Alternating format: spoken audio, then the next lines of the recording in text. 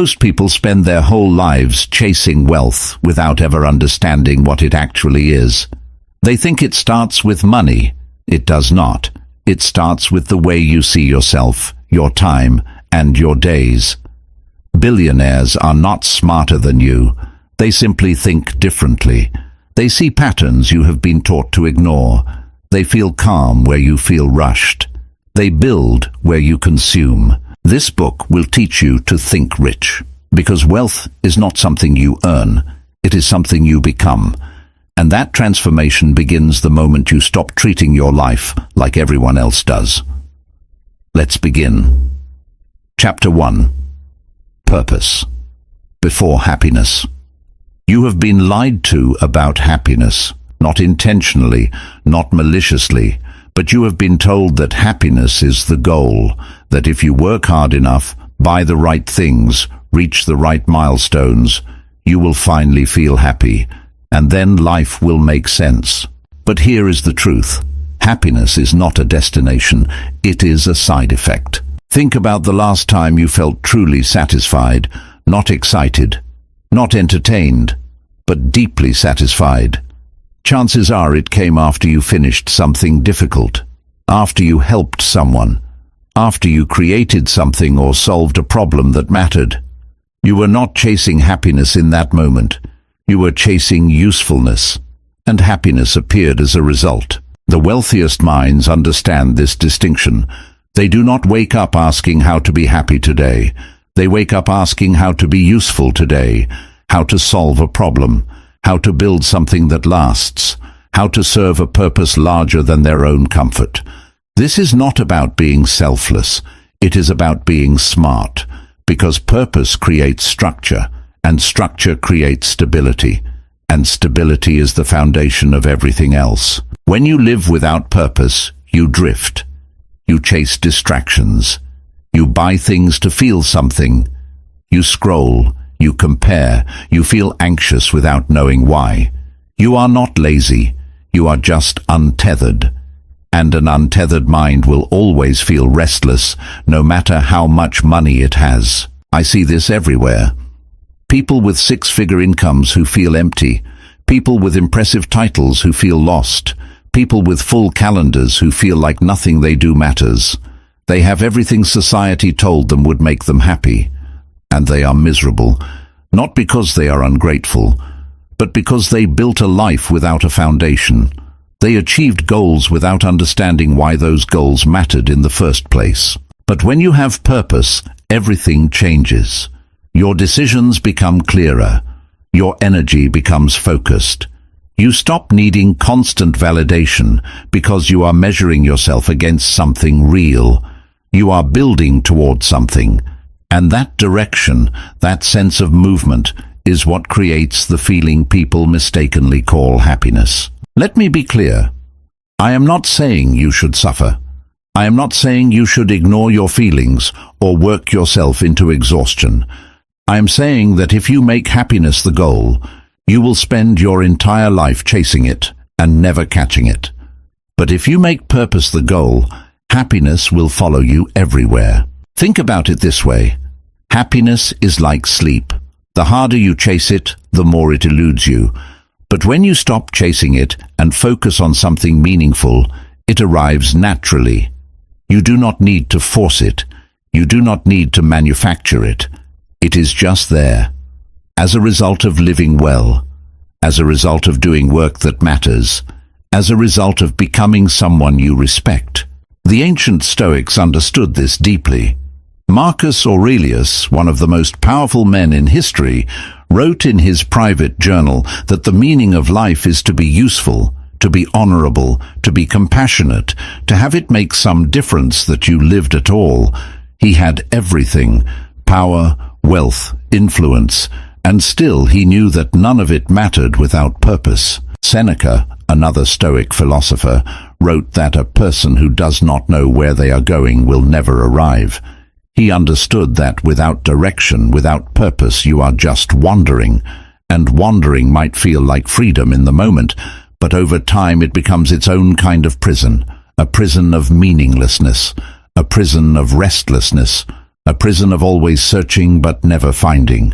So how do you find purpose? You start by asking better questions, not what makes me happy, but what makes me feel useful.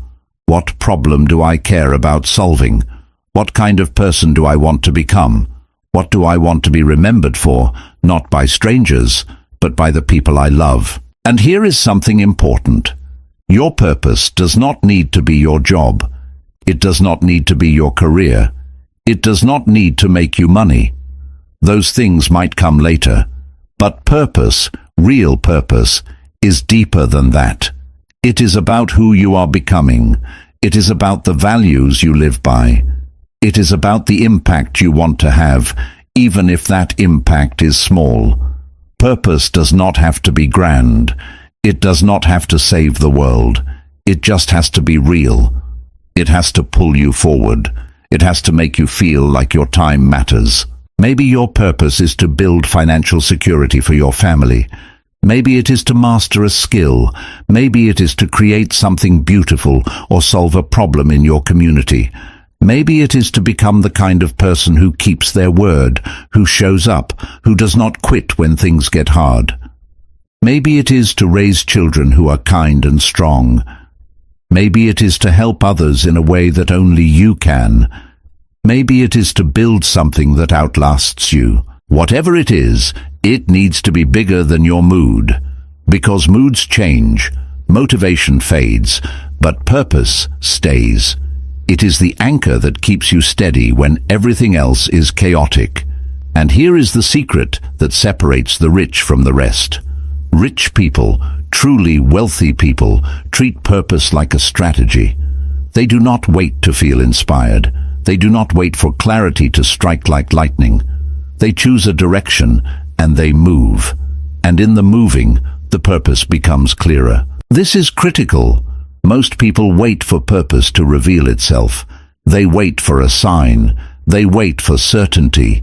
They wait for the perfect moment when everything makes sense. But that moment never comes, because purpose is not something you discover. It is something you create through action. You do not find purpose by thinking.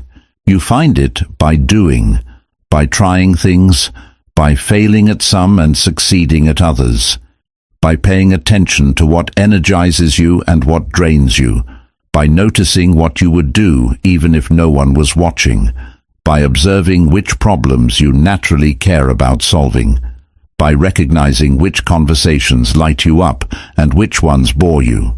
Purpose reveals itself through experience, through experimentation, through engagement with the world, and the only way to gain that experience is to start moving, to start trying, to start doing something, anything that feels like it might matter. And here is what happens when you do this. You begin to notice patterns. You begin to see what pulls you forward and what holds you back. You begin to understand yourself better, and in that understanding, purpose emerges, not as a grand revelation, but as a quiet knowing, a sense of rightness, a feeling that says, yes, this is what I am here to do. This is the first shift. The first way a billionaire thinks differently. They do not optimize for happiness. They optimize for meaning, and in doing so, they create a life that feels rich long before the money ever arrives. Because here is what most people do not understand. Money amplifies who you already are. If you are lost without money, you will be lost with money. If you are empty without money, you will be empty with money. Money does not fill voids. It exposes them. But if you have purpose, if you know why you are here and what you are building, then money becomes a tool that helps you achieve your purpose faster, a tool that expands your impact, a tool that gives you freedom to focus on what matters most. This is why billionaires can lose everything and build it back, because they did not lose their purpose. They did not lose their sense of direction. They did not lose who they are. They lost money, and money can always be rebuilt. But purpose is the foundation. And if you have that, you can rebuild anything. If you take nothing else from this chapter, Take this. Stop asking if you are happy. Start asking if you are useful. Start asking if your days are building towards something. Start asking if you are becoming someone you respect. Because that is where wealth begins. Not in your bank account, in your sense of purpose. And once you have that, everything else becomes possible. Purpose is not a luxury. It is not something you think about after you have made it. It is the thing that makes everything else make sense. It is the compass that guides you when you are lost. It is the fuel that keeps you going when you are tired. It is the reason you wake up and do it all over again. So find your purpose, not someday, today, right now. By asking yourself what matters, by paying attention to what you care about, by noticing what you cannot stop thinking about, by choosing a direction and starting to move, because happiness will come, I promise. Not because you chased it, but because you built a life worth living, a life with meaning, a life with purpose, a life that feels rich regardless of how much money is in your account. That is the first lesson. Now let's talk about what comes next. Chapter 2. Money is stored. Freedom. Let's talk about money without the guilt. You have been taught to feel conflicted about wanting it. You have been told that money does not buy happiness, that rich people are shallow, that wanting wealth makes you greedy or materialistic. And because of this, you approach money with hesitation, with shame, with a quiet sense that wanting more somehow makes you less noble. This is costing you your freedom, because money is not about greed. It is not about status or luxury or proving anything to anyone. Money, in its truest form, is stored freedom. It is time. It is choice. It is dignity. It is the ability to say no to things that drain you and yes to things that matter. Think about the last time you made a decision based purely on money. Maybe you stayed in a job you hated because you needed the paycheck. Maybe you said yes to something you did not want to do because you could not afford to say no. Maybe you put off a dream, a trip, a health issue, a relationship because money was the barrier. That is not a moral failing. That is a lack of freedom. And freedom, real freedom, requires resources. The wealthiest minds do not see money as the goal. They see it as a tool that buys them time to think, space to create, and the ability to make decisions based on what is right instead of what is urgent. When you have money, you do not have to take the first offer. You do not have to tolerate disrespect. You do not have to rush. You do not have to compromise your values because you are desperate. You can move with intention. You can build with patience. You can choose. And that is power. But here is where most people go wrong. They treat money like a scorecard, like a way to prove they are successful or important. They spend it to impress people. They chase it to fill a void. They use it to numb feelings they do not want to face. And because of this, they never actually become wealthy. They just become stressed at a higher income level. Real wealth is not about how much you make. It is about how much you keep, how much you control, and how much freedom you have created for yourself. Let me tell you what freedom looks like in practice. Freedom is waking up and not checking your bank account with anxiety. Freedom is being able to take a day off without panic. Freedom is having enough saved that an emergency does not become a crisis. Freedom is being able to help someone you love without it hurting you. Freedom is not having to perform, pretend, or tolerate things that make you smaller. Freedom is being able to walk away from toxic situations, from bad bosses, from clients who disrespect you, from partnerships that are not working, from environments that drain you. Most people cannot do this, not because they do not want to, but because they cannot afford to. And that is not freedom, that is dependency. And dependency is expensive. It costs you your self-respect. It costs you your energy. It costs you your peace of mind. It costs you years of your life that you will never get back. This is what money buys, not things, not status, but space, breathing room, the ability to think long-term instead of just surviving short-term. And here is the shift. Once you stop seeing money as the enemy or the answer, and start seeing it as a tool for freedom, everything changes. You stop feeling guilty for wanting it. You stop spending it to prove something. You start saving it, investing it, protecting it, and using it strategically. You start treating money the way a billionaire does, not as a trophy, but as a resource. Now, I know what you might be thinking. This sounds nice, but I am not there yet. I am barely making enough to cover my bills. How am I supposed to think about freedom when I am just trying to survive? I hear you, and I am not going to pretend that building wealth is easy when you are starting from zero. But I will tell you this. The mindset shift comes first. The behavior follows, and the results come last. If you see money as something dirty, something you are not supposed to want, you will unconsciously sabotage yourself. You will undercharge. You will avoid opportunities. You will spend emotionally. You will stay small because part of you believes that staying small is noble. I have seen this pattern destroy people. Talented people, smart people, hard-working people. They have everything it takes to succeed except the belief that they deserve to. They were taught that wanting money is selfish, that struggling is virtuous, that rich people are evil and poor people are pure. And because of these beliefs, they stay stuck, not because they lack ability, but because they lack permission. Permission to want more, permission to build wealth, permission to prioritize their own financial security. But if you see money as freedom, as dignity, as the ability to take care of yourself and the people you love, you will start making different choices. You will start valuing your time. You will start learning skills that pay. You will start building systems that compound.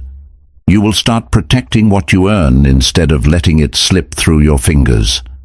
This does not mean you become obsessed with money. It means you respect it. You treat it like what it is, a tool that expands your options. And here is the part that no one talks about. The more freedom you have, the more generous you can be. When you are not desperate, you can help others without resentment. When you are not struggling, you can give without it costing you your peace. Wealth does not make you selfish. Scarcity does. Think about it.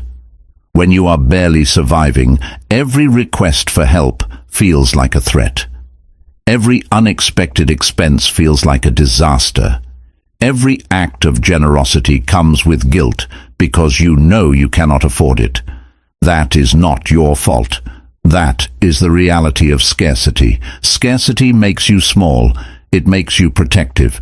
It makes you focus on survival instead of contribution. But when you have abundance, when you have built financial security, everything changes.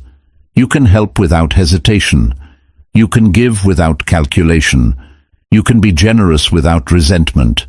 You can contribute without sacrificing your own stability. This is what wealthy people understand. Money does not corrupt you, it reveals you. If you are kind, money makes you more kind because you have more capacity to help.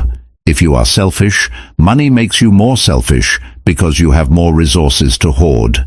Money is a magnifier, and the only way to ensure it magnifies the best parts of you is to build the right relationship with it now, before you have it. So let go of the guilt. Let go of the idea that wanting money makes you shallow. Let go of the belief that rich people are bad and poor people are virtuous. None of that is true, and all of it is keeping you stuck. Money is stored freedom. That is all. And the sooner you accept that, the sooner you can start building it without apology. Because you deserve to have choices. You deserve to feel secure. You deserve to make decisions based on what is right for you, not what you can afford. You deserve to live without the constant anxiety of wondering if you will be okay. And that starts with changing the way you see money, not as the finish line, but as the foundation of the life you are trying to build. Start today. Start by noticing how you talk about money. Do you say things like, "Money is not important," or "Rich people are greedy"? Do you feel uncomfortable when you succeed financially? Do you downplay your achievements? Do you spend money emotionally to fill voids? These are all signs of an unhealthy money mindset, and they will sabotage you every single time. Instead, start practicing a new relationship with money. Respect it, appreciate it, see it as a tool. Be grateful when you have it. Be intentional when you spend it. Be disciplined when you save it. Be strategic when you invest it. And most importantly, give yourself permission to want it, not because money is the point of life, but because freedom is. And money is how you buy that freedom. This is the second shift. See money for what it truly is, stored freedom, and start building it without shame, without apology, without guilt. Because your freedom matters, and you cannot build it without resources. Chapter 3. Health is the first form of wealth. Imagine this. You build the business, you make the money, you achieve the goals. You finally have everything you worked for, and then your body breaks down. Your energy disappears. Your mind feels foggy.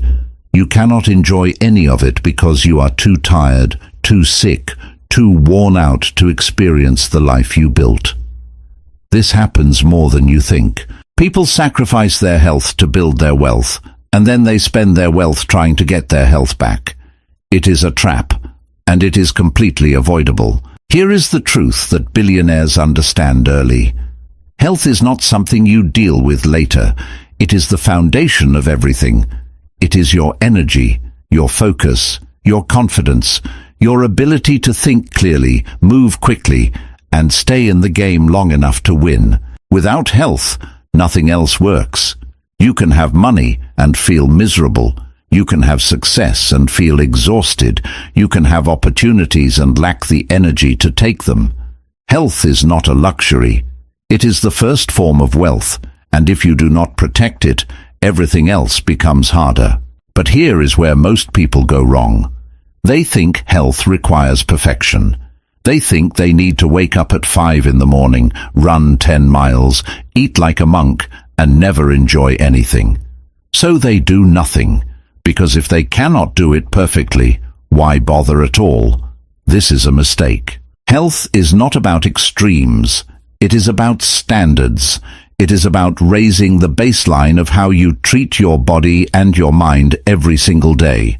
Not occasionally, not when you feel motivated, but consistently, because consistency is what compounds. Let me be very clear. You do not need to be an athlete. You do not need to look a certain way. You do not need to follow the latest diet trend or wake up before the sun. You just need to respect your body enough to take care of it. Because your body is the vehicle that carries you through life. And if you do not maintain it, it will break down. So what does that actually look like? It looks like moving your body every day, not punishing it, just moving it, walking, stretching, lifting something heavy a few times a week.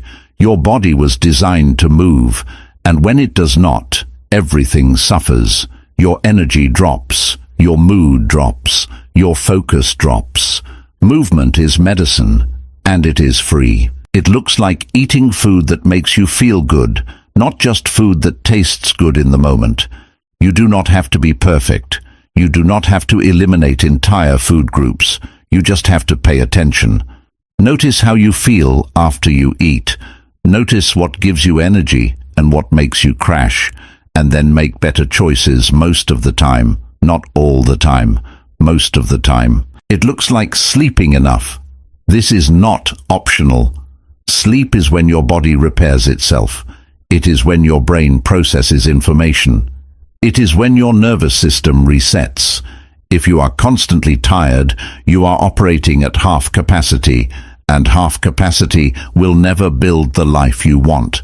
Protect your sleep like you protect your money, because it is just as valuable. It looks like managing stress before it manages you. Stress is not the enemy. Stress is a response. And if you do not have a way to process it, it builds up.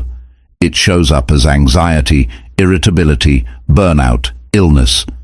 You need a release, exercise, journaling, meditation, time in nature, something that lets your nervous system calm down, because a stressed mind cannot think clearly, and a mind that cannot think clearly cannot make good decisions. And here is the part that no one talks about. Health affects how you see yourself. When you feel strong, you feel confident. When you feel energized, you take action. When you feel good in your body, you show up differently. You speak differently. You carry yourself differently. People notice. Opportunities notice. Your health is your presence, and your presence is your power. Now, I am not saying you need to be obsessed with your body. I am saying you need to respect it. Because the wealthiest people in the world, the ones who build empires and sustain them, do not treat their health like an afterthought. They treat it like an investment. They know that their ability to perform, to focus, to outlast the competition depends entirely on how they feel. You cannot outwork a bad body. You cannot outthink chronic exhaustion. You cannot build wealth if you are too tired to show up. So here is the shift. Stop treating health like something you will get to eventually. Stop waiting until you have more time, more money, more motivation. Start now. Start small. Start with one thing. Move your body for 20 minutes today. Drink more water. Go to bed 30 minutes earlier. Cook one real meal. Take a walk outside. Something. Anything. Because the goal is not perfection. The goal is momentum. And once you start, you will notice something. You feel better. You think more clearly. You have more energy. You show up with more confidence. And that confidence creates opportunities. Those opportunities create results. And those results create wealth. Health is not separate from wealth. It is the foundation of it. Because you can have all the money in the world, but if you do not have the energy to enjoy it, what is the point? Take care of your body. It is the only place you have to live, and it is the only tool you have to build the life you want. Treat it like the asset it is, because it is the first form of wealth, and everything else depends on it. Chapter 4. Hard work is entry level. Leverage is the game. You were taught to work hard.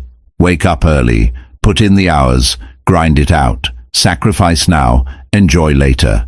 And if you just work hard enough, long enough, success will follow. But here is the problem. Hard work is everywhere. Everyone is working hard. The person barely making rent is working hard. The person stuck in a job they hate is working hard.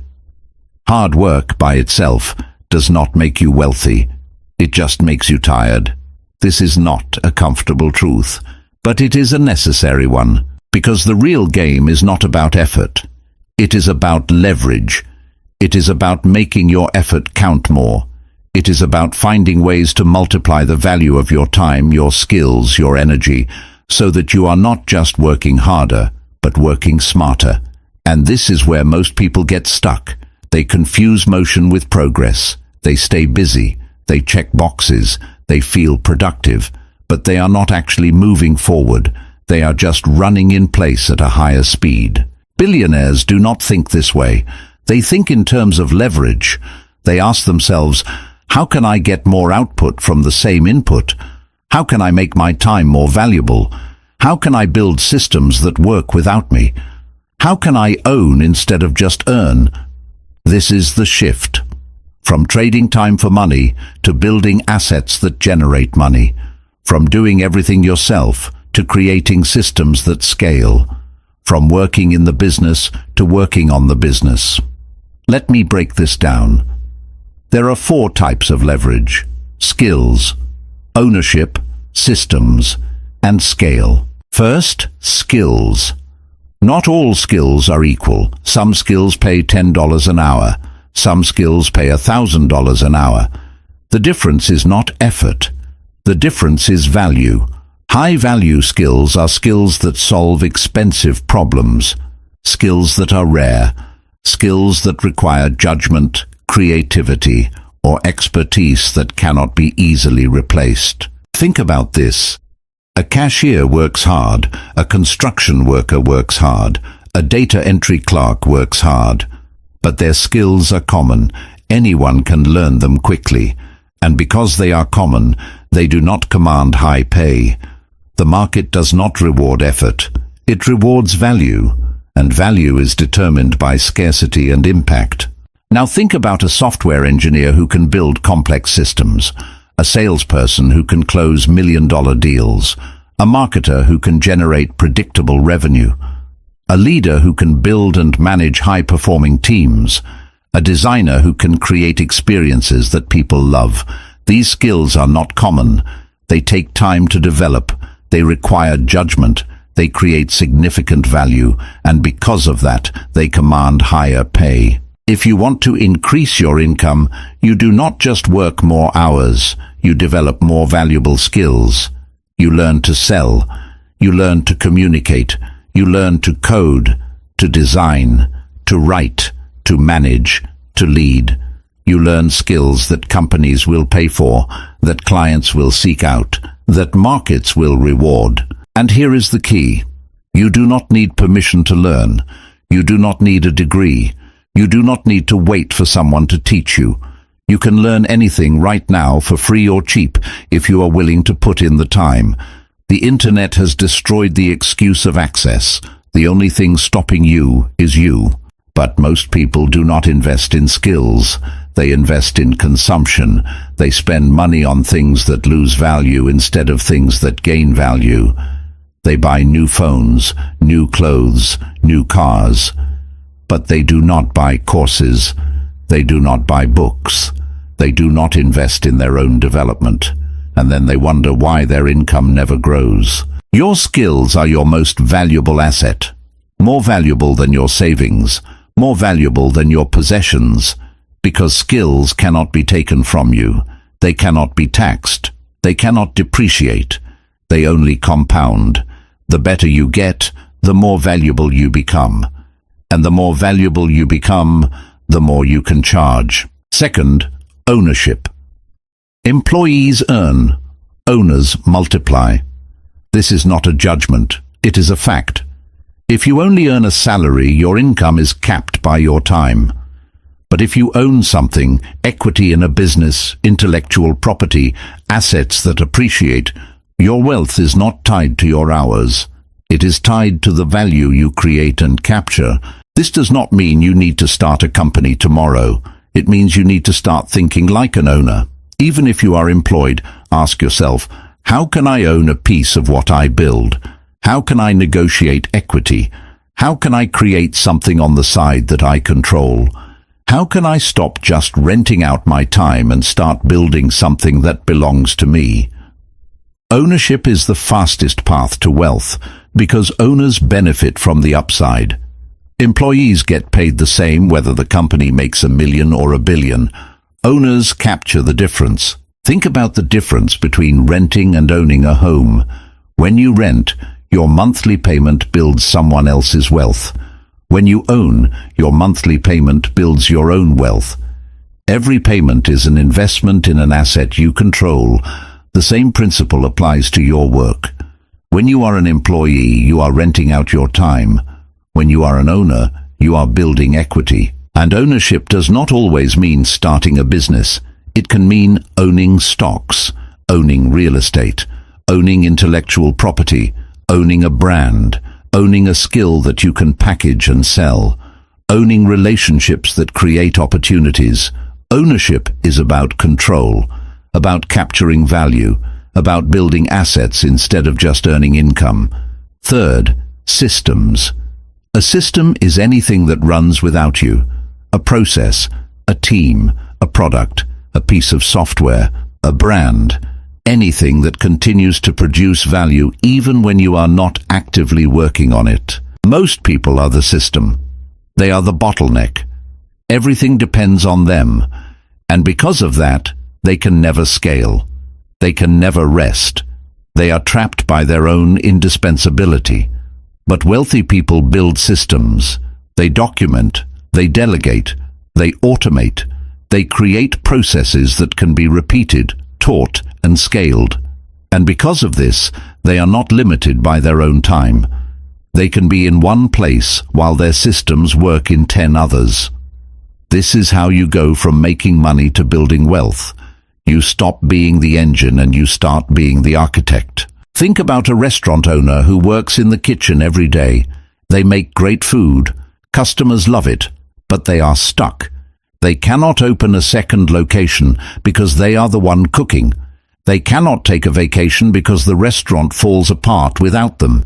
They built a job, not a business. Now think about a restaurant owner who creates systems, recipes that anyone can follow, training programs that teach employees how to deliver consistent quality, standard operating procedures for every task, management structures that ensure the restaurant runs smoothly without them. That owner can open 10 locations. They can take vacations.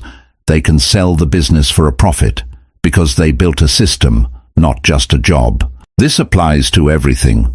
If you are a freelancer, can you create templates, processes, and systems that allow you to deliver faster and better? If you are a consultant, can you package your knowledge into a course or a framework that can be sold repeatedly? If you are a creator, can you build a content system that produces valuable output consistently? Systems are how you escape the time for money trap. They are how you multiply your impact. They are how you build something that lasts beyond you. Fourth, scale. This is the multiplier. It is the difference between serving one person at a time and serving 1,000 people at once, between writing one email and sending one email to 10,000 people, between selling one product and selling one product to a global market. Scale is what separates a comfortable income from generational wealth, and the internet has made scale accessible to everyone. You do not need a factory. You do not need a storefront. You can build an audience, create a product, launch a service, and reach millions of people from your laptop. The question is not whether you can scale. The question is whether you are building something that is scalable. Are you trading time for money? Or are you building something that can grow without you? Are you thinking local, or are you thinking global? Are you focused on today, or are you building for tomorrow? Think about the difference between a local service business and a software company. A local business is limited by geography. A software company can serve the entire world. A local business requires more employees for more revenue. A software company can serve 1 million customers with the same team size. A local business grows linearly. A software company grows exponentially. This does not mean you need to build software. It means you need to think about scale. Can you serve more people without proportionally increasing your effort? Can you create something once and sell it many times? Can you build leverage into everything you do? Here is the hard part. Leverage requires risk. It requires investment. It requires patience. You cannot build leverage overnight. You have to put in the hard work first. You have to learn the skills. You have to save the capital. You have to build the systems. You have to test, fail, adjust, and try again. But once you have leverage, everything changes. Your income is no longer tied to your hours. Your growth is no longer linear. You stop living paycheck to paycheck and start living month to month, year to year, decade to decade. This is the game. Hard work gets you in the door. Leverage gets you to the top. So stop glorifying the grind. Stop wearing exhaustion like a badge of honor. Stop confusing busy with productive. And start asking yourself the only question that matters. Am I building leverage, or am I just working hard? Because effort without leverage is just effort, and effort alone will never make you rich. Start today. Identify one area where you can build leverage, one skill you can develop, one piece of ownership you can create, one system you can build, one way you can scale, and then do it. Not perfectly, not all at once, but consistently, because leverage compounds, and the sooner you start building it, the sooner you start building wealth. Chapter 5. Build freedom. First, then follow passion. You have been told to follow your passion. Do what you love and the money will follow. Find your calling. Chase your dreams. And if you just believe hard enough, work hard enough, care enough, success will come. But here is what they do not tell you. Passion without freedom becomes pressure, and pressure kills passion. When you need your passion to pay your bills, it stops being fun. It stops being creative. It stops being yours. It becomes a job, and not just any job, a job with impossible expectations, constant stress, and no safety net. Because now you are not just doing what you love, you are depending on it, and dependency changes everything. This is why so many people burn out. They take the thing they love, turn it into their income, and then resent it when it does not work out the way they imagined. They feel trapped. They feel like they failed. And they lose the one thing that used to bring them joy. The wealthiest minds understand this. They do not start with passion. They start with freedom. They build financial security first. They create breathing room. They develop skills that pay, even if those skills are not their dream. And once they have stability, once they have options, then they explore passion on their terms, without desperation, without the weight of survival on their shoulders. This is not about giving up on your dreams. This is about protecting them, because passion is fragile, and if you put too much pressure on it too soon, it breaks. Let me explain. Imagine you love painting. You love it more than anything. It brings you peace. It makes you feel alive. And someone tells you, just paint full time. Quit your job. Follow your passion. The money will come. So you do. You quit. You paint. You try to sell.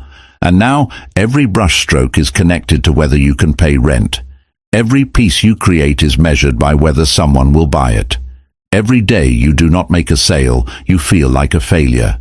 The thing you loved becomes the thing you fear. And slowly you stop painting. This happens all the time. And it is completely avoidable. Here is the better way. Keep the job, build the skills, save the money, create financial stability, and paint on the side. Not because you need it to work, but because you love it. And when you have enough saved, enough freedom, enough options, then you can go full-time. But you go from a place of strength, not desperation. This is the shift. Freedom first, passion second. Because freedom gives you patience. And patience is the difference between building something real and chasing something that will never be enough. Now, I know what you are thinking. But what if I hate my job? What if I am miserable? What if waiting feels like giving up? I hear you. And I am not saying you should suffer. I am saying you should be strategic. Because the fastest way out of a job you hate is not to quit and hope for the best. It is to build skills, save money, and create options so that when you leave, you are moving towards something, not just running away. And here is the part that no one talks about. When you are not desperate, you make better decisions.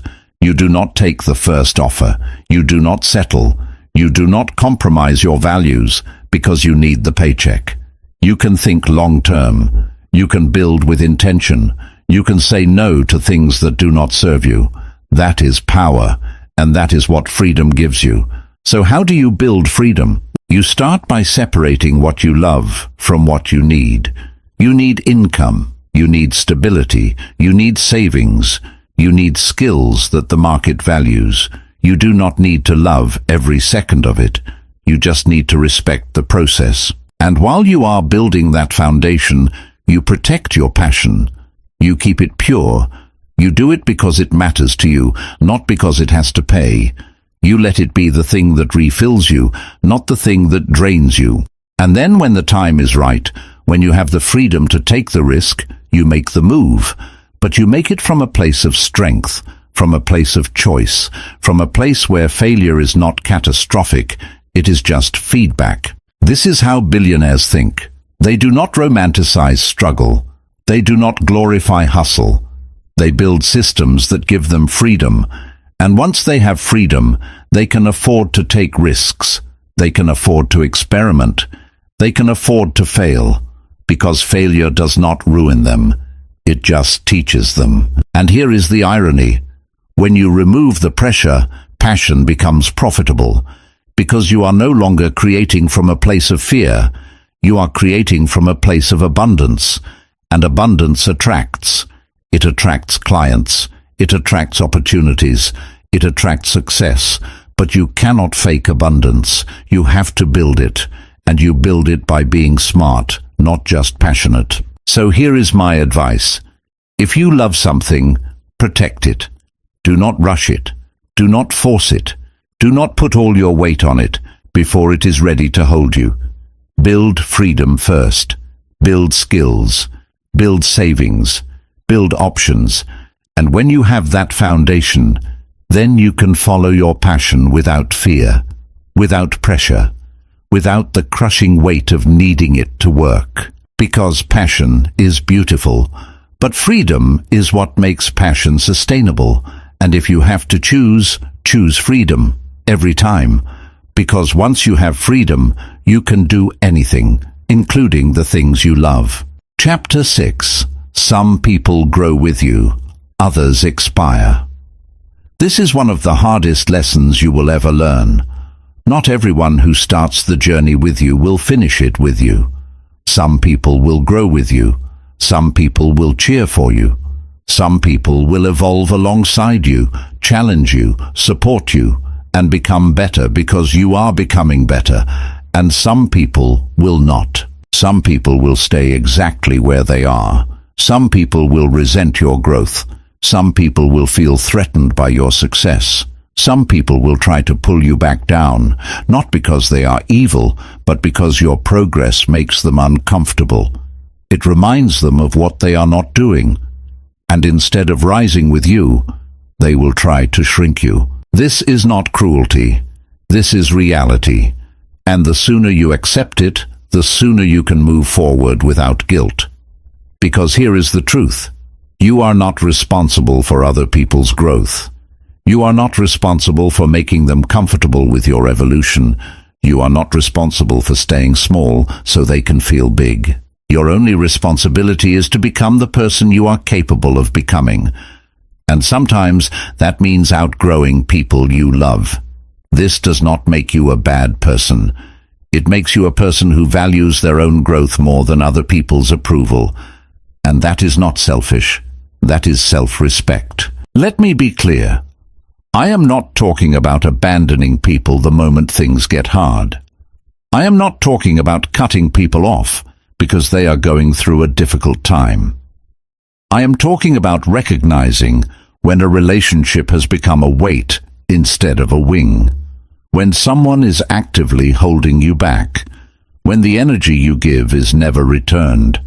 When every conversation leaves you drained instead of inspired. You know the feeling. You have been there.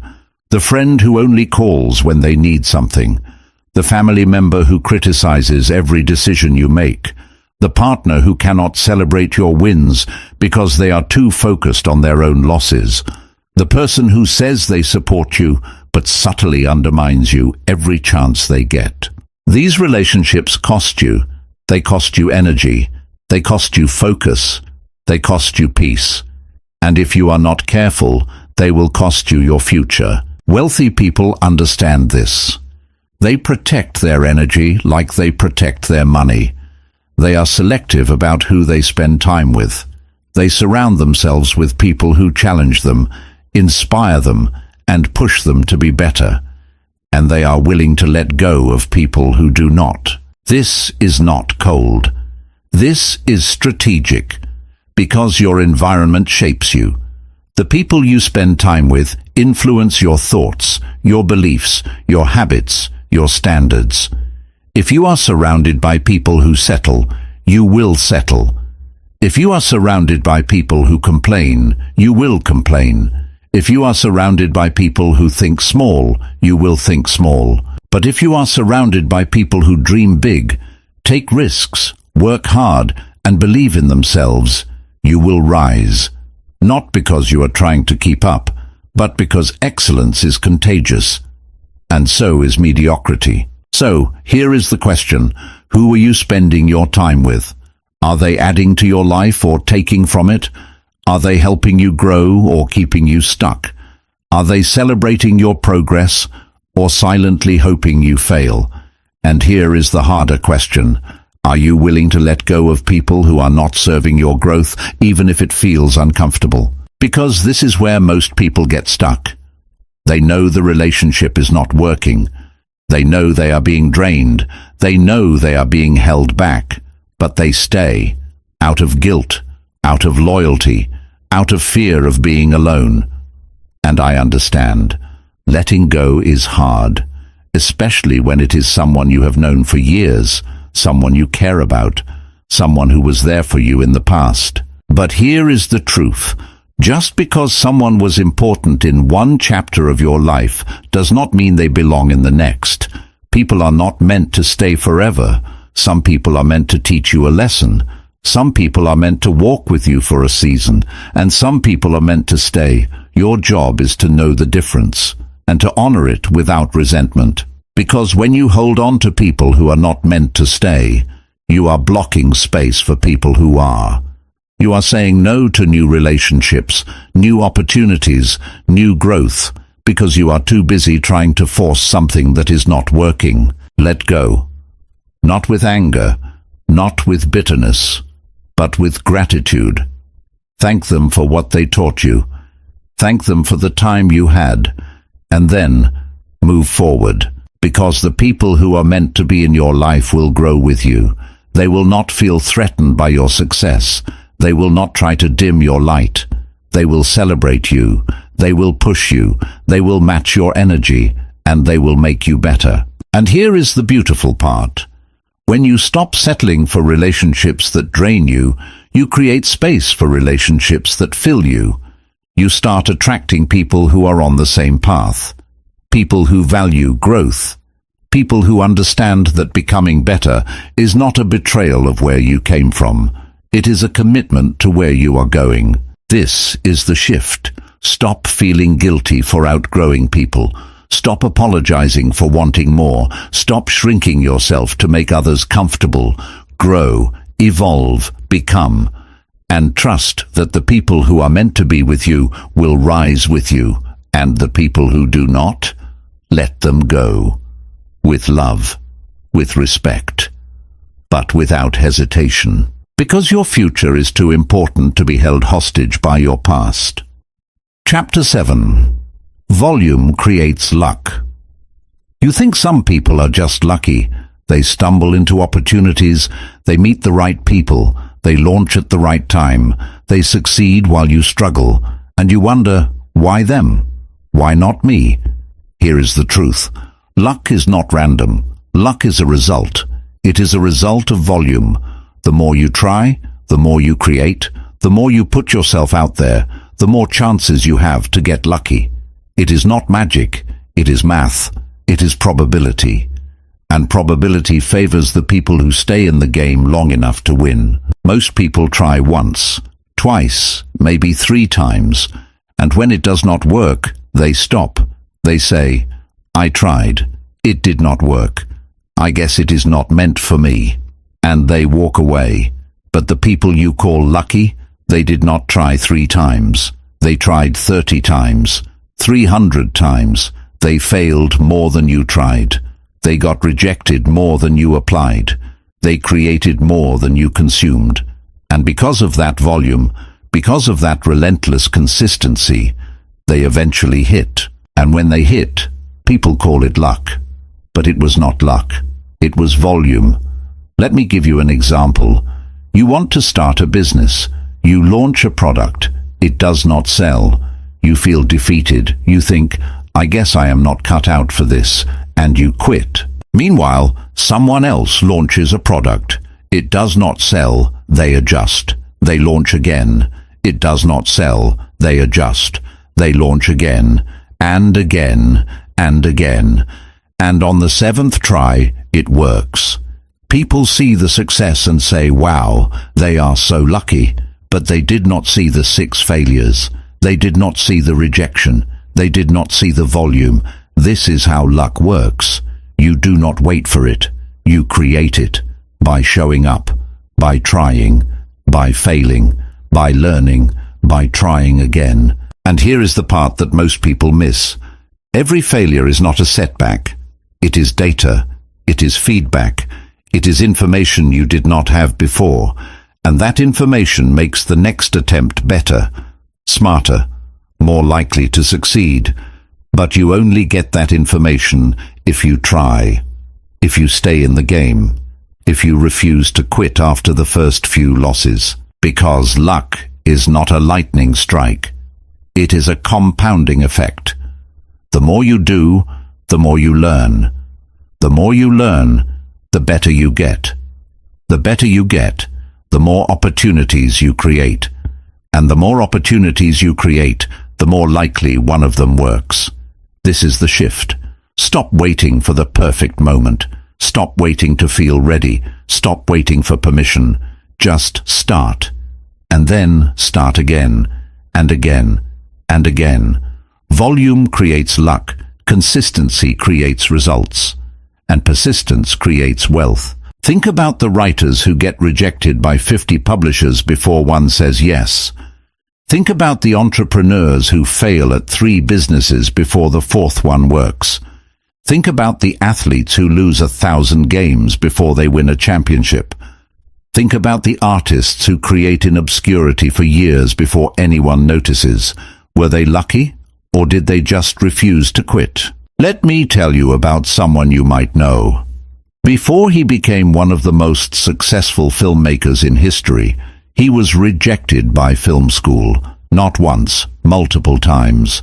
He applied to the University of Southern California School of Cinematic Arts 3 times. They rejected him every time. He applied to other schools, more rejections. But he did not stop. He kept creating. He kept learning. He kept making films. And eventually, he created something so undeniable that the world had no choice but to notice. That person is Steven Spielberg. Was he lucky? Or did he create enough volume that luck had no choice but to find him? Or think about the author who wrote a story about a young wizard. She was a single mother on welfare, struggling to survive. She wrote her manuscript in cafes because she could not afford heating in her apartment. She sent her book to 12 publishers. All 12 rejected it. Most people would have stopped, but she did not. She kept trying. And the 13th publisher said yes. That book became Harry Potter. That author is J.K. Rowling. Was she lucky? Or did she refuse to let 12 rejections stop her from trying a 13th time? Here is the truth. Most people quit right before the breakthrough.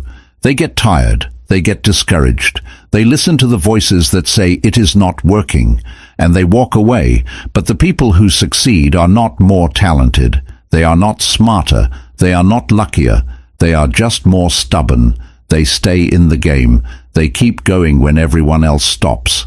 And because they stay, they eventually get the result everyone else wanted, but was not willing to work for. So here is the question. How much volume are you creating? How many times have you tried? How many versions have you tested? How many people have you reached out to? How many applications have you sent? How many pieces have you created? How many conversations have you started? If the answer is not enough, then you have not earned the right to call it bad luck You have just not created enough opportunities yet. And I know this is hard to hear, because it means the responsibility is on you. It means you cannot blame circumstances. You cannot blame timing. You cannot blame the universe. You can only look at yourself and ask, am I doing enough? And if the answer is no, then the solution is simple. Do more, not more of the same thing. More experiments, more tests, more attempts, more learning, more adjusting, more trying, because every attempt is a lottery ticket. And the more tickets you have, the more likely you are to win. But here is the catch. Volume without learning is just noise. You cannot just do the same thing over and over and expect different results. You have to pay attention. You have to notice what works and what does not. You have to adapt. You have to evolve. This is the difference between busy and productive, between trying and improving, between motion and progress. Wealthy people do not just work hard. They work smart. They try, they measure, they adjust, they try again. And they do this faster than everyone else. They fail faster. They learn faster. They iterate faster. And because of that speed, they create more opportunities in less time. Think about it like this. If you try once a month, you get 12 attempts a year, 12 chances to learn, 12 opportunities to get lucky. But if you try once a week, you get 52 attempts, 52 chances, 52 lessons. And if you try once a day, 365 opportunities, 365 lessons, 365 chances for something to work. The math is simple. More volume equals more opportunities. More opportunities equal more learning. More learning equals better results. Better results equal more success. This is the game. Volume plus learning equals luck. So stop waiting, stop overthinking, stop hoping for the perfect moment. Just start, create, try, fail, learn, adjust, repeat. And do it faster than you think you should. Do it before you feel ready. Do it even when you are scared. Do it even when you doubt yourself. Because action creates clarity, and clarity creates confidence, and confidence creates results. You do not need to know everything before you start. You just need to start. And then let the process teach you. Let the failures guide you. Let the feedback inform you. Let the volume compound. Because luck is not coming to save you. You have to create it. One attempt at a time. One failure at a time. One lesson at a time. And if you do this long enough, consistently enough, intelligently enough, you will get lucky, I promise. Not because the universe favors you, but because you gave yourself enough chances to win. That is how luck works. That is how wealth works. That is how everything works. Volume creates luck. So create more volume. Start today, right now. What is one thing you can try? One person you can reach out to? One piece you can create? One idea you can test? Do not overthink it. Just do it. And then do it again tomorrow. And the day after that. And the day after that. Because the only difference between you and the people you think are lucky is volume. They tried more, they failed more, they learned more, they persisted more, and you can too, starting right now. Chapter 8. Boredom is a competitive advantage.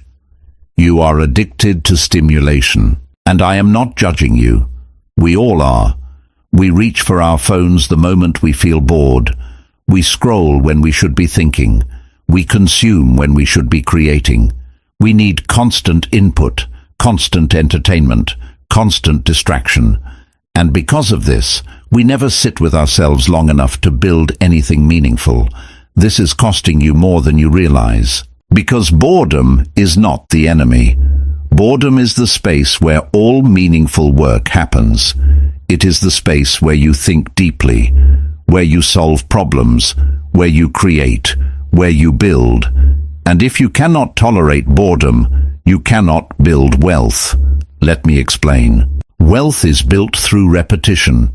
through doing the same thing over and over until it compounds, through showing up every day, even when it is not exciting, through focusing on one thing long enough to get really good at it, through patience, through discipline, through the boring, unglamorous work that no one sees and no one celebrates.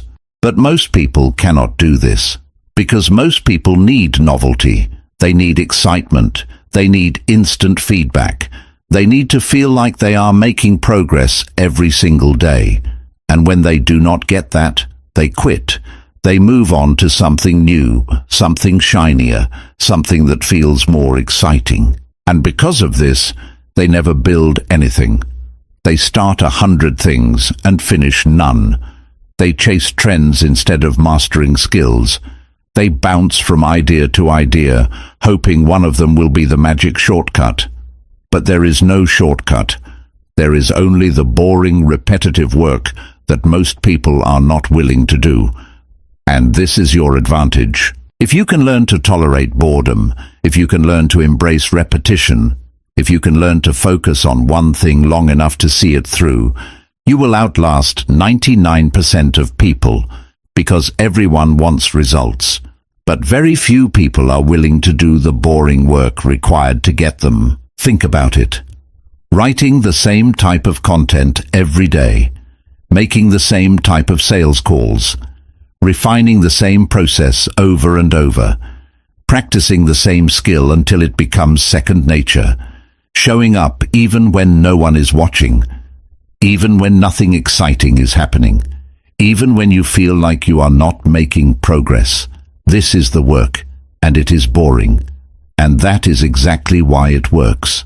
Because while everyone else is chasing the next big thing, you are mastering the fundamentals. While everyone else is distracted, you are focused. While everyone else quits because it is not fun anymore, you keep going. And over time, that consistency compounds. It builds. It creates something real. This is what separates the wealthy from the rest. The ability to delay gratification. The ability to sit with discomfort. The ability to do the boring work without needing immediate validation. And here is the irony. The people who chase excitement never find it, because excitement fades, novelty wears off, and then they are back where they started, looking for the next hit. But the people who embrace boredom, they build something so solid, so valuable, that eventually the excitement comes to them, not because they chased it, but because they created something worth being excited about. So, how do you develop this? You start by noticing your patterns.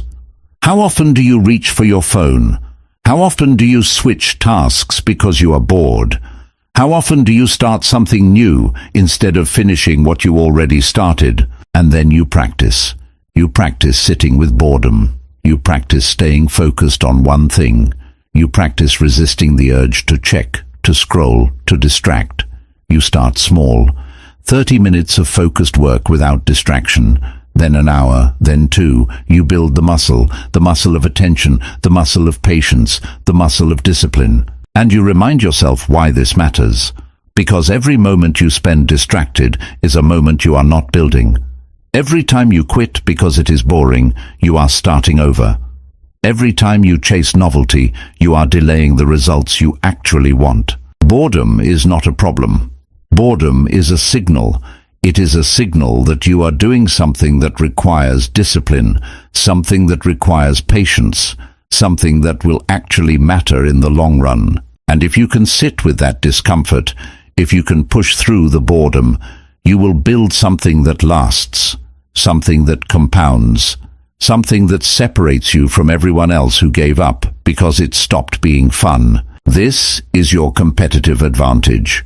Not talent, not intelligence, not even hard work, but your ability to tolerate boredom, your ability to stay focused when everyone else is distracted, your ability to keep going when everyone else quits. Because the world is full of people who start, but it is starving for people who finish. Be the person who finishes, even when it is boring, especially when it is boring, because that is where the wealth is. Chapter 9. Wealth requires emotional control. You can have the best strategy in the world. You can have the skills, the knowledge, the opportunities. You can have everything you need to succeed. And still, you will fail if you cannot control your emotions. This is the truth that no one wants to hear, because we like to think we are rational. We like to think we make decisions based on logic, on facts, on what makes sense. But the reality is, most decisions are emotional, and if you do not learn to manage those emotions, they will sabotage you every single time. Fear makes you quit. Impatience makes you chase shortcuts. Ego makes you take unnecessary risks. Insecurity makes you seek validation instead of value. Anger makes you burn bridges. Anxiety makes you hesitate when you should act. And all of this costs you. It costs you money. It costs you opportunities. It costs you relationships. It costs you the future you are trying to build. Wealthy people understand this. They know that emotional control is not a soft skill. It is the most important skill. Because the ability to stay calm under pressure, to think clearly when everyone else is panicking, to make decisions based on what is right instead of what feels urgent, that is what separates the successful from the struggling. Let me give you an example. The market crashes. Everyone is selling. Everyone is panicking. The news is screaming that the world is ending, and you feel it. The fear, the urge to sell, the urge to protect what you have left. But the wealthy investor does not sell. They buy. Because they know that fear creates opportunity. They know that when everyone else is emotional, that is when the smart money moves. Not because they do not feel the fear, but because they have trained themselves not to act on it. This is emotional control. It is not about ignoring your feelings. It is about not letting your feelings make your decisions. And this applies to everything. Starting a business, building a skill, investing, negotiating, managing people. Every single area of wealth creation requires the ability to stay calm, stay focused, and stay rational when your emotions are screaming at you to do something stupid. So how do you develop this? You start by understanding your triggers. What makes you anxious? What makes you impatient? What makes you angry? What makes you doubt yourself? And then you notice the pattern. You notice that every time you feel fear, you want to quit. Every time you feel impatient, you want to skip steps. Every time you feel insecure, you compare yourself to others. Every time you feel ego, you take risks you should not take. And instead of acting on those feelings, you pause, you breathe, you ask yourself, is this decision based on logic or emotion? Am I acting out of fear or clarity? Am I being strategic or reactive? This pause is everything. Because in that pause you create space. Space between the feeling and the action. And in that space you can choose. You can choose to act rationally instead of emotionally. You can choose to think long-term instead of short-term. You can choose to protect your future instead of soothing your present discomfort. The Stoics understood this deeply. Marcus Aurelius wrote, "You have power over your mind, not outside events. Realize this, and you will find strength." Epictetus taught that it is not what happens to you, but how you react to it that matters. These are not just philosophical ideas. They are practical tools. Because the world will always throw chaos at you. Markets will crash. Deals will fall through. People will disappoint you. Plans will fail. And if your success depends on everything going perfectly, you will never succeed. But if your success depends on your ability to stay calm, to adapt, to respond instead of react, then you are unstoppable. Because you are not controlled by circumstances. You are controlled by yourself. And here is the part that no one talks about. Emotional control is a practice. It is not something you master once and never think about again. It is something you work on every single day. every time you feel triggered, every time you want to react, every time your emotions try to take over, you practice, you pause, you breathe, you choose. And over time, it gets easier. The pause gets longer, the reactions get smaller, the decisions get clearer, and you start to notice that you are not being tossed around by every feeling, every fear, every impulse. You are steady, you are grounded, you are in control, and that control is power, not power over others, power over yourself, and that is the only power that actually matters, because you cannot control the market, you cannot control the economy, you cannot control other people, but you can control how you respond, and that response determines everything. So here is the shift. Stop letting your emotions make your decisions. Stop acting on fear, on impatience, on ego, on insecurity. Stop reacting and start responding. Feel the emotion. Acknowledge it. And then choose what to do next, based on what is right, not what feels comfortable. This is the skill. This is the edge. This is what separates the wealthy from the rest. Because wealth is not just about making money. It is about keeping it, growing it, protecting it. And you cannot do any of that if your emotions are running the show. So take back control, not by suppressing your feelings, but by not letting them control you. Because the person who can stay calm in chaos, clear in confusion, and steady in uncertainty, that person will always win. And that person can be you. Chapter 10. Quiet confidence beats loud validation. You do not need to announce everything you are doing. You do not need to post every win. You do not need to prove to anyone that you are working hard, that you are making progress, that you are building something. You do not need external validation to know that you are on the right path. But most people do. Most people need the likes, the comments, the recognition, the proof that other people see them, approve of them, believe in them. And because of this, they spend more time performing than actually building.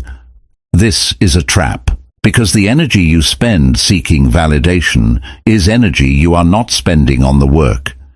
And the work is what actually matters, not the perception of the work, not the story you tell about the work, the actual work. Wealthy people move in silence. They build quietly. They focus on results, not recognition. They do not need to announce their plans because they are too busy executing them. They do not need to celebrate every small win because they are focused on the bigger picture. They do not need applause because their bank account is the scoreboard. And this is not about being secretive. It is about being strategic. It is about understanding that the more you talk about what you are going to do, the less likely you are to actually do it. There is a psychological reason for this. When you share a goal, your brain gets a hit of dopamine. It feels like you already accomplished something, and because you got that reward, the motivation to actually do the work decreases. You told people, they praised you, you feel good. And now the hard part, the actual execution, feels less urgent. This is why so many people talk about their dreams but never build them.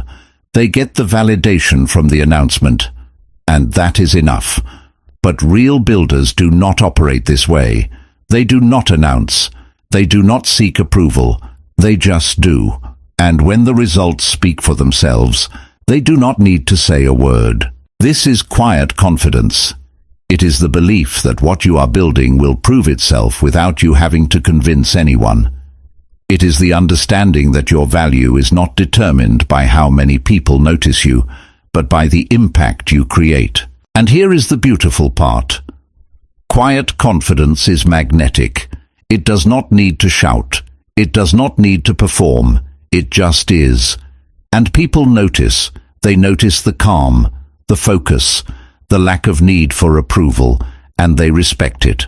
Because loud confidence is usually insecurity in disguise. It is the person who needs to prove something, who needs to be seen, who cannot sit with themselves long enough to just build without an audience. But quiet confidence, that is strength. That is someone who knows their worth and does not need you to confirm it. So here is the shift. Stop performing, stop announcing, stop seeking validation for every step you take. Just build, in silence, in focus, in discipline, and let the results speak. Because the people who matter will see, and the people who do not. They were never going to help you anyway. Your job is not to convince people you are doing something. Your job is to actually do it. And the only way to do that is to stop talking and start working. Quiet confidence beats loud validation every single time. Chapter 11. Owners think differently than consumers. There are two types of people in the world, owners and consumers. Consumers spend, owners build, consumers rent, owners accumulate, consumers chase trends, owners create value, consumers think short-term, owners think long-term. And the difference between the two is not money, it is mindset. You can be broke and think like an owner.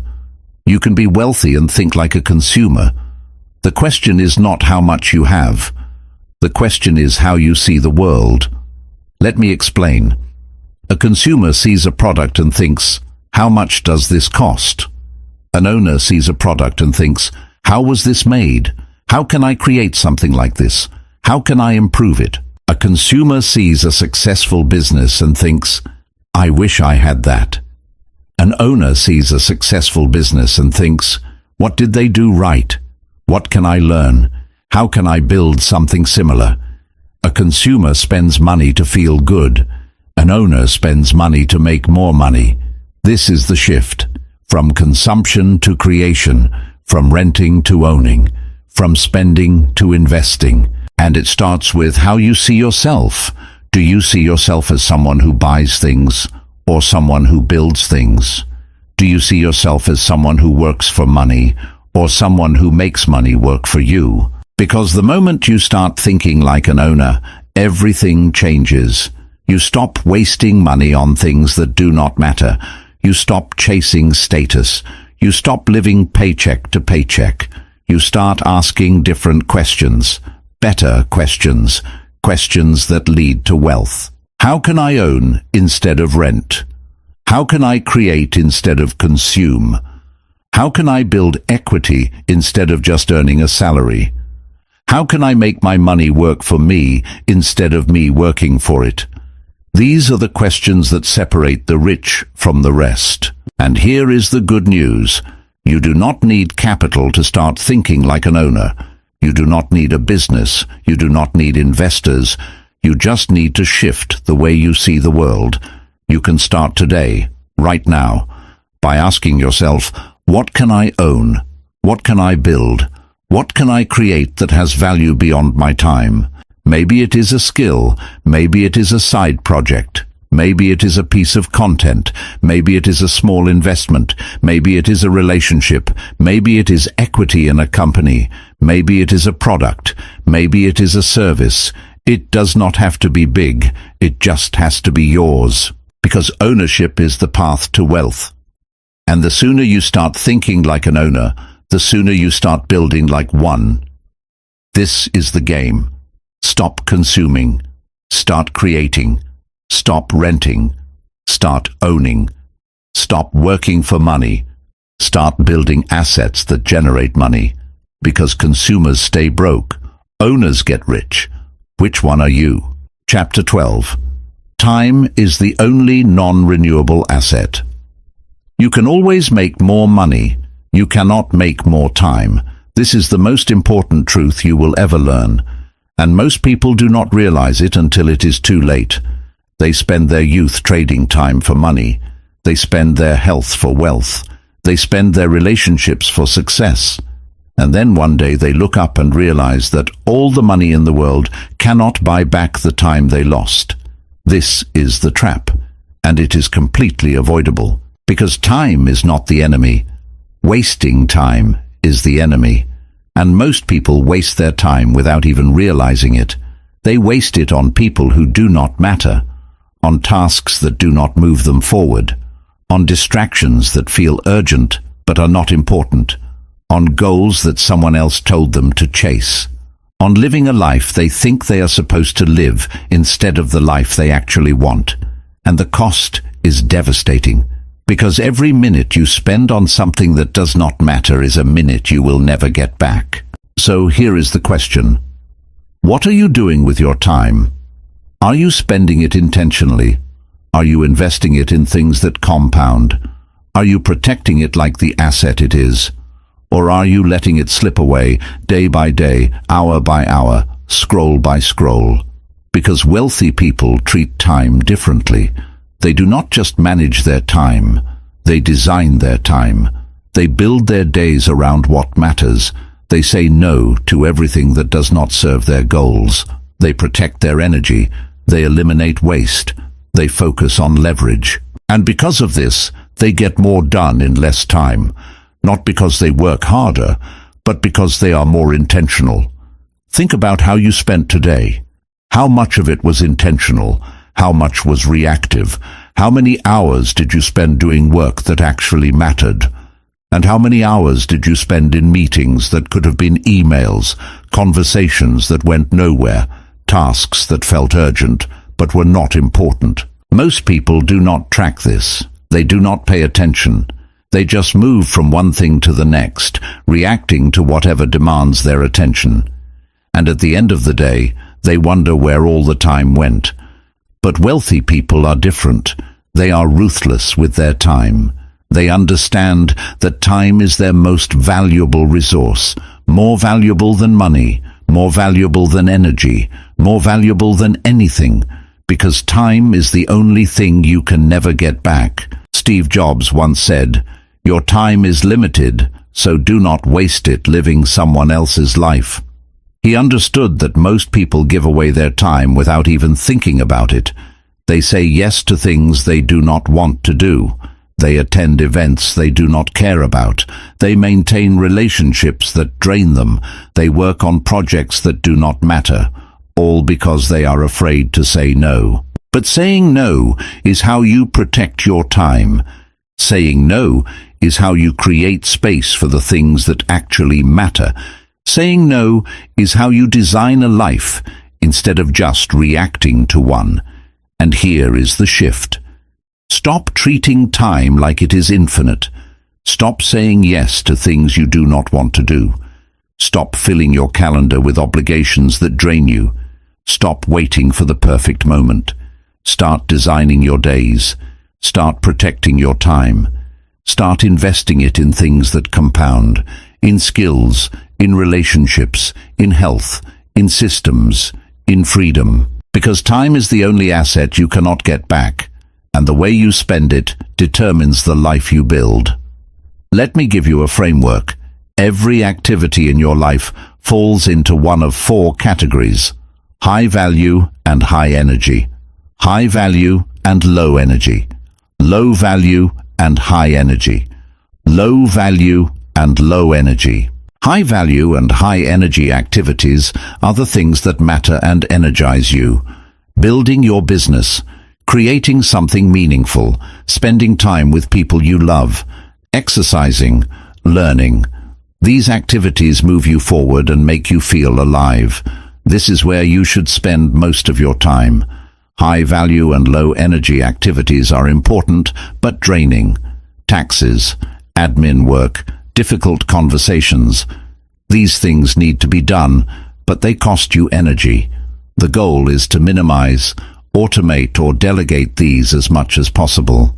Low value and high energy activities are fun, but do not move you forward. Scrolling social media, binge watching shows, gossiping. These things feel good in the moment but leave you empty. They steal your time and give you nothing in return. Low value and low energy activities are the worst. Meetings that could have been emails, obligations you do not care about, relationships that drain you, busy work that feels like productivity but is not. These activities need to be eliminated completely. If you want to build wealth, You need to spend more time in the first category and eliminate the rest. You need to be ruthless. You need to say no. You need to protect your time like it is the most valuable thing you own, because it is. And here is what most people do not understand. Time is not just about hours, it is about energy. You can have 10 hours in a day, but if you are exhausted, distracted, or stressed, those hours are worthless. But if you have 4 hours of focused, energized time, you can accomplish more than most people do in a week. This is why wealthy people prioritize rest, why they exercise, why they say no, why they protect their mornings, why they eliminate distractions, because they know that energy is what makes time valuable, and if you do not protect your energy, your time is useless.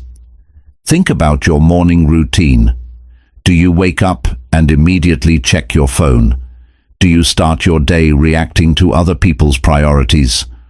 Or do you start your day with intention, with movement, with focus, with time for yourself before you give your time to the world? The way you start your day determines the quality of your entire day, and the quality of your days determines the quality of your life. Wealthy people design their mornings. They wake up early, not because they are trying to be productive, but because they want time to think, time to move, time to prepare, time before the world makes demands on them. That time is sacred, and it is non-negotiable. And here is another truth. Time is not equal. Some hours are worth more than others. An hour of focused deep work is worth 10 hours of distracted shallow work. An hour spent with someone you love is worth 100 hours spent with people who drain you. An hour invested in learning a valuable skill is worth 1,000 hours spent consuming entertainment. You cannot treat all hours the same. You have to be strategic. You have to ask yourself, what is the highest and best use of my time right now? And then you have to do that thing, not the easy thing, not the comfortable thing, the important thing. And here is the hardest part. You have to let go of things that do not serve you, even if they are comfortable, even if they are familiar, even if other people expect you to do them. Because every yes to something that does not matter is a no to something that does. This is why wealthy people are so selective. They say no to almost everything. They guard their calendars. They limit their meetings. They eliminate obligations. They protect their time with boundaries that most people would consider rude. But they are not rude. They are strategic. Because they know something that most people do not. Time is the ultimate currency, and once you spend it, it is gone forever. So spend it wisely. Invest it in things that compound, in relationships that matter, in skills that grow, in health that lasts, in systems